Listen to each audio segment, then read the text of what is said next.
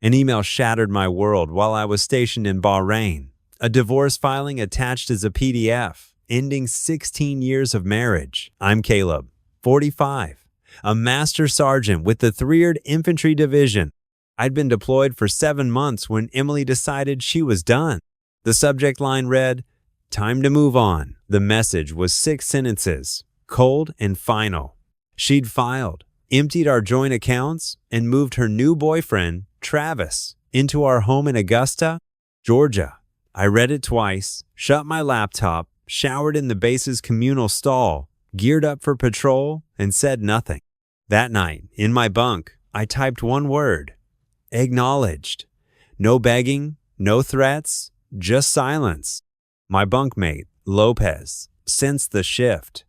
"You good, man?" he asked, flipping through a magazine. "Yeah, just stuff back home," I replied. He didn't press. Soldiers know when to back off. Truthfully, I wasn't blindsided. 9 months before deployment, Emily changed. She stopped asking about my day, stayed late at the real estate office where she worked as a secretary, and started running errands that took hours. New perfume, new friends I never met, a phone she guarded like a vault. I didn't snoop, that's not me, but I wasn't naive. So I took quiet steps.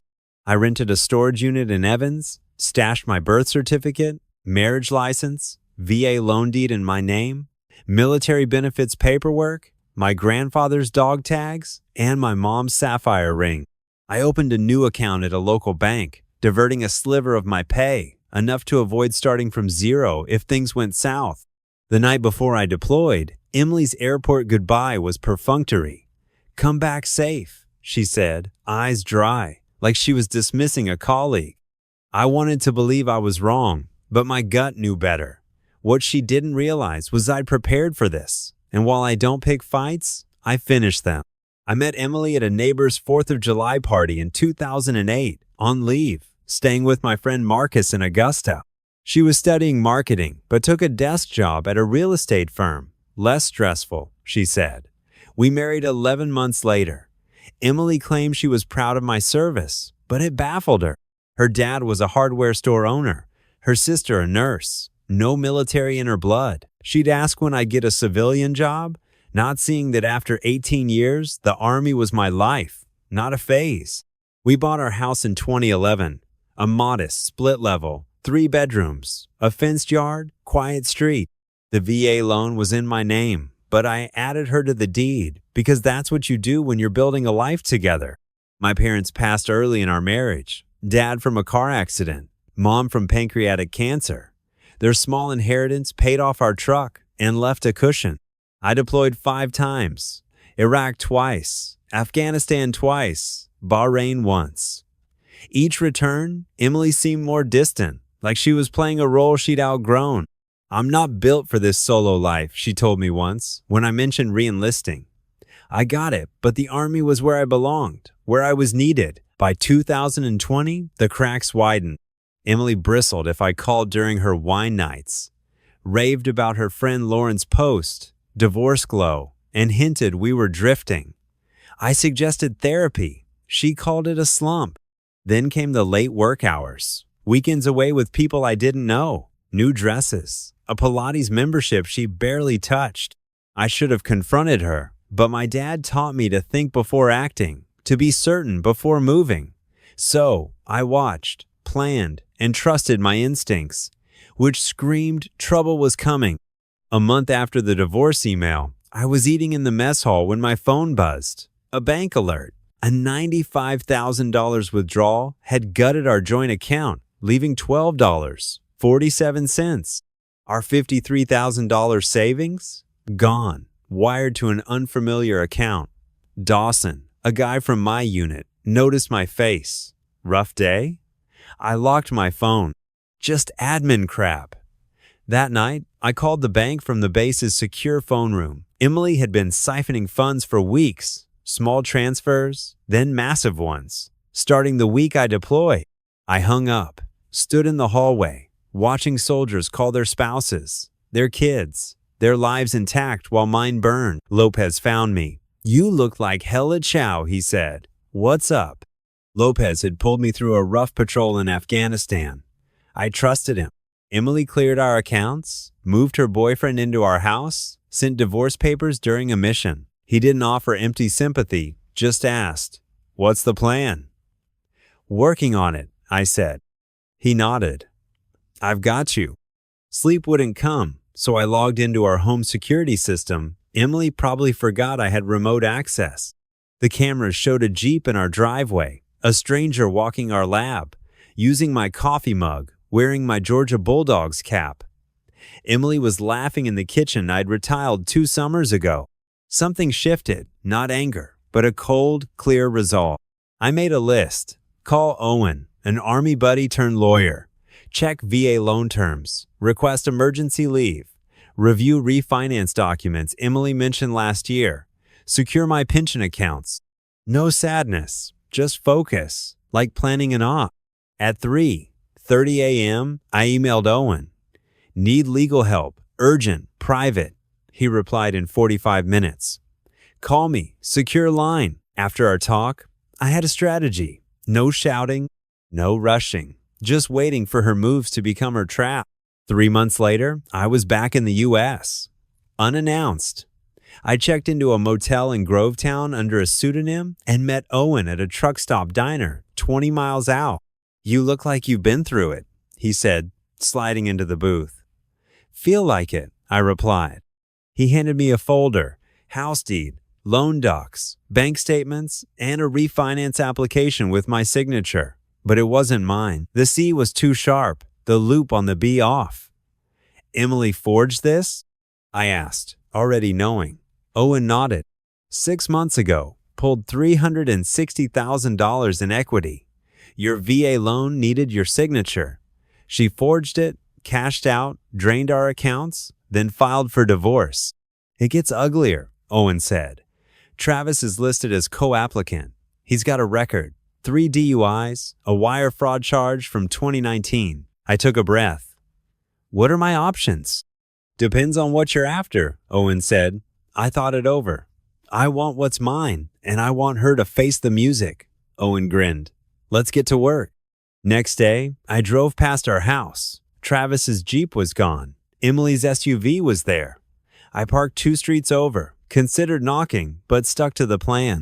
I met the bank's loan officer, showed my military ID, my real signature, the forged documents. His face drained.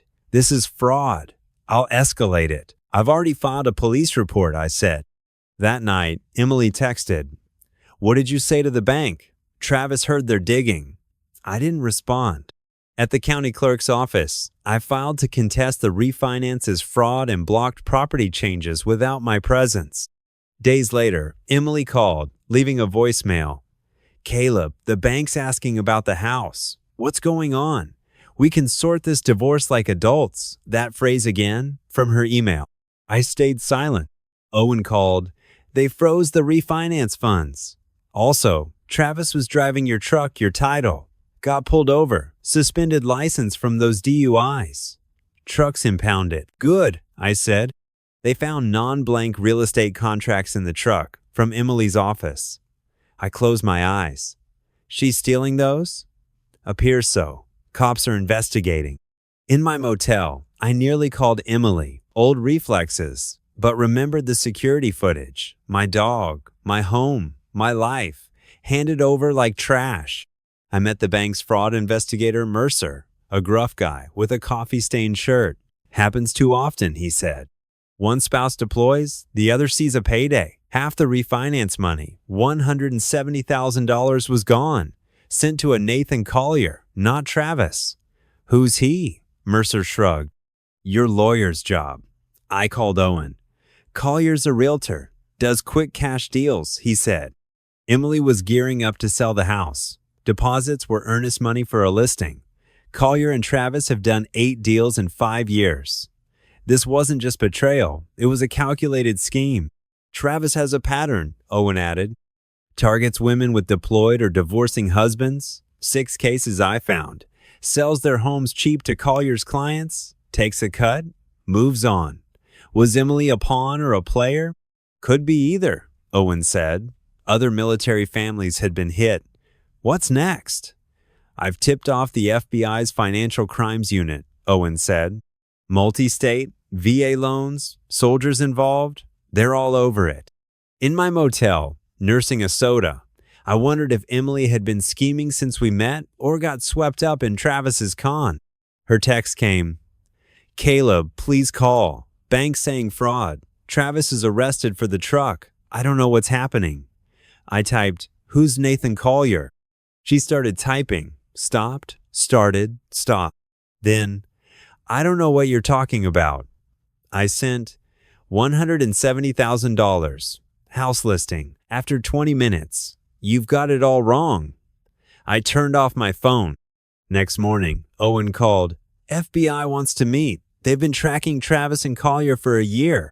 Your case could blow it open. A flicker of purpose sparked, not for my marriage's collapse, but for exposing the truth. At the FBI's Augusta field office, Agents Rivera and Holt recorded my statement, took my documents. Your case establishes intent, Rivera said. Organization, conspiracy, not isolated acts. I asked about Emily. They exchanged looks. We're determining her involvement, Holt said. Did she mention financial strain or selling? I recalled her saying we were tied down by the house, urging a smaller place. My salary made the mortgage easy, so I didn't see the need. Started 8 months ago, I said, around when she met Travis. The refinance? Never mentioned it. Forged my name while I was deployed. They took notes, handed me Rivera's card. Don't confront her or Travis. We're building this carefully. I nodded. That evening, I drove by our house. Travis's Jeep was back, out of impound. Emily's SUV was gone. She texted, meet me at Telfair Square tomorrow. We need to talk. I showed Owen over breakfast. Don't go, he said. It's a trap. I won't, I said, but I want to see what she's doing. We parked across from the house at 8:45 a.m. At 9:55, Emily left, heading to the square. 30 minutes later, a car with a realtor logo arrived. Nathan Collier. Travis met him, and they went inside. Follow? Owen asked. No need, I said. I installed indoor-outdoor cameras 2 years ago. Cloud storage. Owen laughed. You're full of surprises. I opened the security app. Collier was snapping photos in the den. Travis pointed at the fireplace. I turned up the volume. Collier, list by Friday. Got a cash buyer lined up. Travis, how much? Collier, list at 480. They'll offer 430. Clean split. Travis, what about the husband? Emily says he's causing problems. Collier waved it off. Military guys make noise, but they're too busy overseas. He'll take a payout. Owen recorded the feed. I sent it to Rivera. Happening now. Within 45 minutes, FBI vehicles surrounded the house. From down the street, I watched agents cuff Collier and Travis. Rivera called, got them on tape, plotting the fraud, plus wire fraud, false pretenses. Need your statement. I agreed. Emily's here, shaken, she added. I looked. Emily stood on the grass, hands trembling, watching agents carry out boxes. What happens to her? Depends on what she knew and what you want. I stared at her. 16 years of memories, early joys, later fractures swirling. I want what's fair, I said. The case accelerated. Travis and Collier took plea deals, exposing a 5-state operation targeting military families. Emily swore Travis manipulated her, claiming I was hiding money to abandon her, and the refinance was his idea. True or not, she settled. Repaid the stolen funds, forfeited claims to the house and my pension, confessed to the forgery. I didn't press charges. The divorce finalized 8 months after her email. No fault, clean break. On the day the papers were signed, Rivera called, Travis got 10 years, fraud, conspiracy, identity theft. Collier got 13. Your case uncovered 15 other families they scammed. I sat on my rental's porch, watching the stars, thinking of those families, their homes and trusts stolen. I hadn't set out to topple a crime ring, just to reclaim what was mine. But sometimes justice aligns. Emily texted, "I never meant for this." I didn't reply, nothing left to say. A year later, I sold the house, its walls heavy with betrayal. I bought a cabin outside Asheville, North Carolina. 2 bedrooms, 15 acres, a river nearby, no neighbors. I retired after 22 years, adopted a mutt named Tucker, and started restoring furniture for locals. Small jobs that kept my hands busy. My pension covered the rest. I thought of Emily sometimes. Owen heard she moved to South Carolina, working at another real estate office, starting over. I didn't hate her, just felt empty about her. She made her choices, I made mine. One day, a letter arrived from a woman in Savannah. Her Coast Guard husband was deployed when Travis and Collier targeted her. The FBI shared my name. "You saved our home," she wrote. "Thank you for standing firm." I tacked it to my wall, an anchor on quiet nights when the past crept in, reminding me something good emerged from the ashes. Travis and Collier are still behind bars, the system holding steady. I'm forging ahead, one calm day at a time, building a life that's mine.